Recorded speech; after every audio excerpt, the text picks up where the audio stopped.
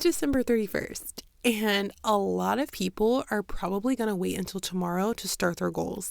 But here's what I've learned. The most powerful thing that you can do if you actually want to create a long-lasting change that will far surpass whatever you have in your mind right now is to start before you think you are ready. Welcome to the Savvy Founder Podcast, where vision meets strategy. Get ready to unlock the power of mindset and entrepreneurship and demystify the art of systemizing your business for success. I'm your host, Janae Reed, an engineer turned master mindset coach and systems expert. Are you ready to transform your business and mindset? Then let's dive in and make your vision a reality right here on the Savvy Founder Podcast. This is something that I have personally been really leaning into this end of the year. Honestly, it probably started since August-ish, is just doing things before I feel like I'm ready, doing it before I feel like it's enough, doing it before I feel like, oh my gosh, I've hit all the green flags, let's go. And it's kind of getting rid of I think a lot of us know that there's not really a perfect time, but we still we plan as if there is one, and we will allow that to hold us back, waiting for that Monday to come, the beginning of the month or January 1st.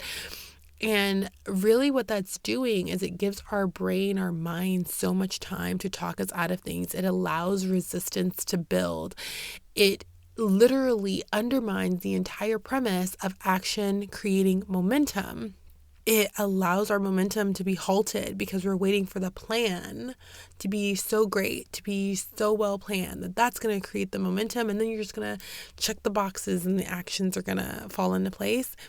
And this year was so different for me for so many different reasons, becoming a mom of two, moving, just a lot of different personal changes and life things, just really adjusting, adapting, and being flexible, where I started to realize that, for one, I really didn't feel like that perfect time was coming. And once I really let go of that idea, truly, I was able to see momentum that I feel like I wouldn't have really seen otherwise, that I think a past version of me would have waited for another time, would have waited for more things to fall into place. Yeah, I was still able to achieve more than I had in the past, literally when I had more time, so many different things.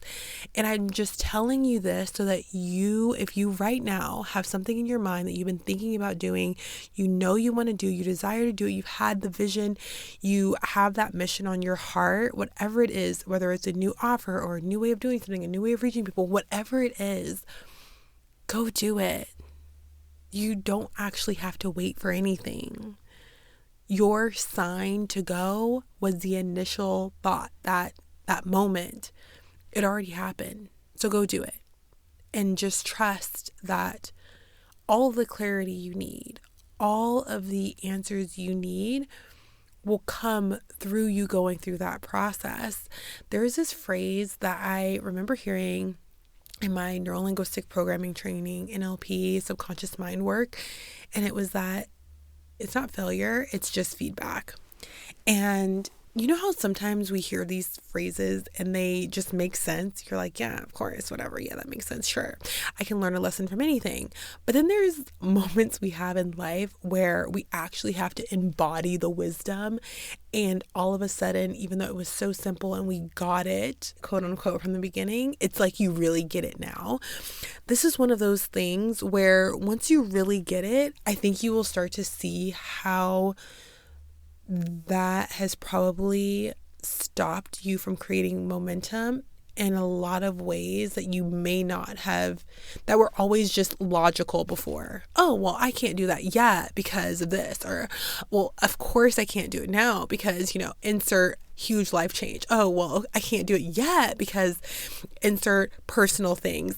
And if you have been listening to me for any amount of time, then you probably already know this. And if you are new to me, then I can tell you that my biggest mission is to help give more women in business the freedom of choice, the ability to choose how they show up. And we do that through, yes, how you structure your business, but also how you show up, how you are, how you present in the world as the CEO, which has a lot to do with nervous system work and having structures in place that can actually hold you, that can hold what you need from your business. And when it comes to this concept of taking action before you're ready, it's all linked to that. So often we don't do things because we know, oh my gosh, I don't actually have something that can hold me. Okay, cool. Like, let's build it.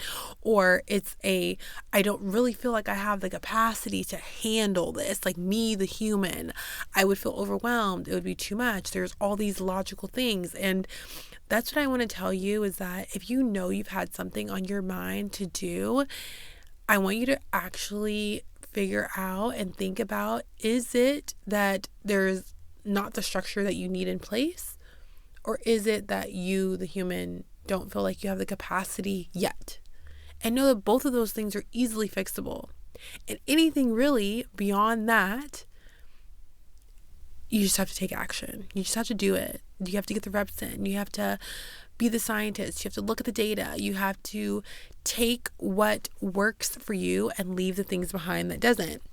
Speaking of this, one of the things that I did this year that was new for me that actually reinforced this idea was I went to James Wedmore's Business by Design live conference, and it was incredible. Being in the room with that many entrepreneurs with missions and visions that are just as big as mine was exhilarating. I had so many lessons learned, but one of them that I want to share with you was listening to some of the panels, and some of them were 6-figure panels, 7-figure panels, all different stages of business, all different models of business, you name it, it was presented there, was just how much the people who from the outside looking in, we would say, oh, they're successful, they made it.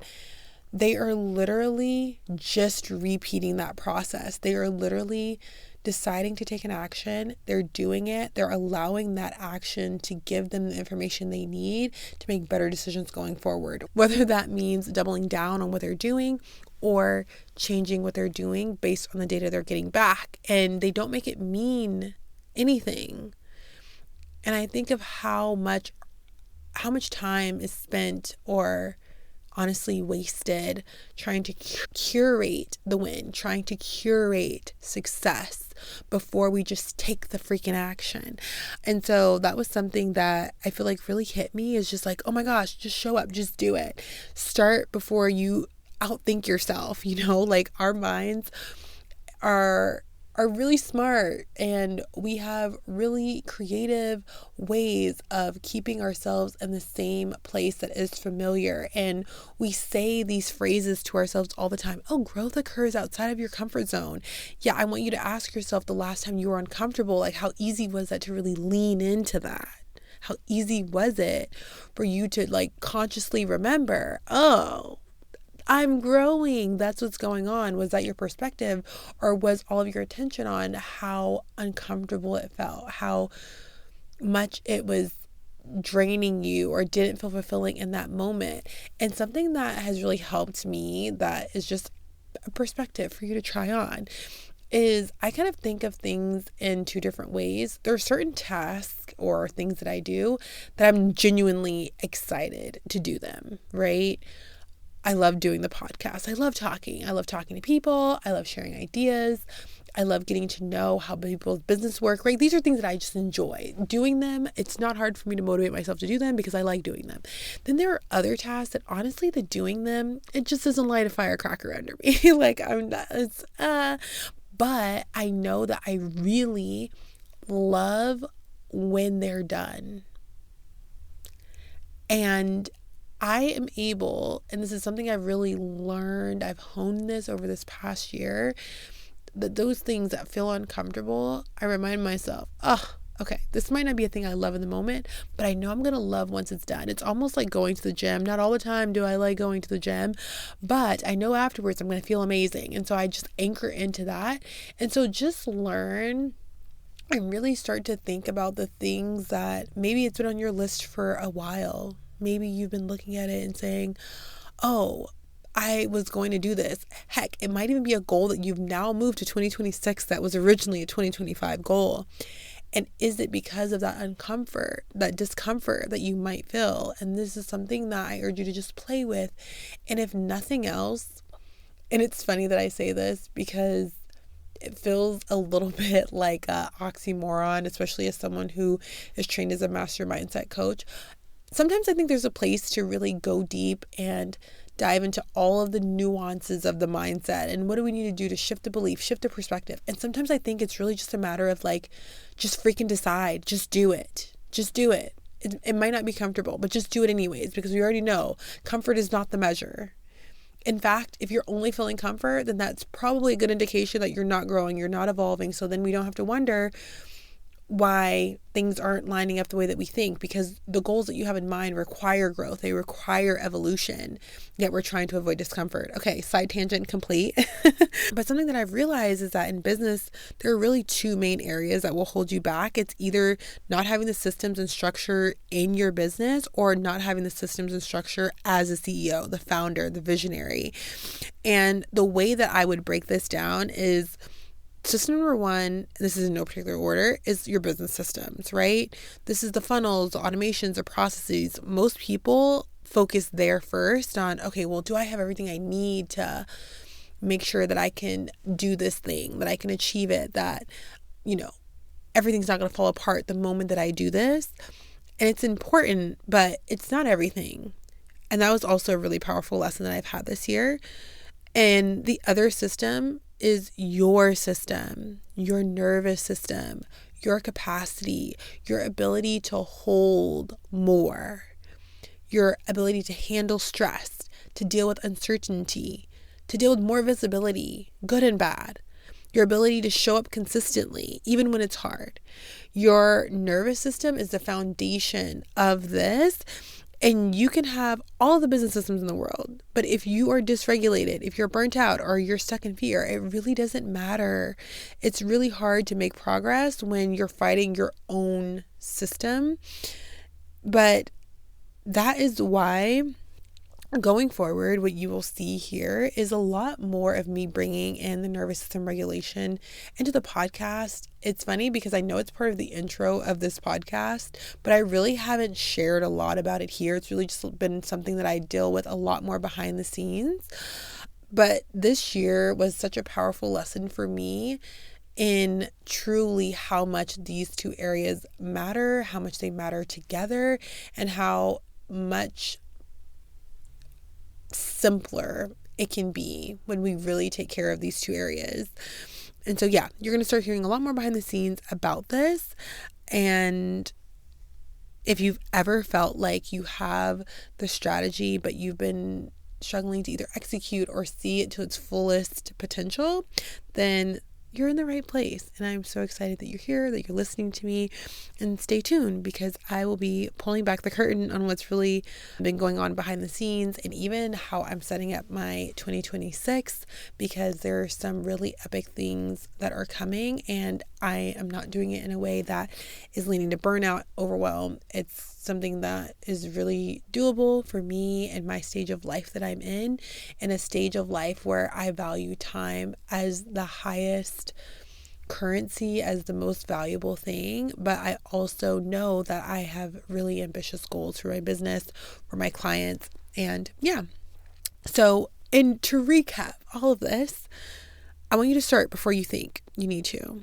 And I want you to always remember that both systems matter, and just really assess the things that maybe you could call gaps from this year, things you wanted to achieve that you didn't, and just think about what was it really that held it back. And I don't want you to make that mean anything other than it just being information so that you know going into this next year, oh, this is something that in the past I used to get hung up on, but now that I see it for what it really is, I get to choose differently. I get to decide to be the savvy founder. I get to decide to make decisions in a different way.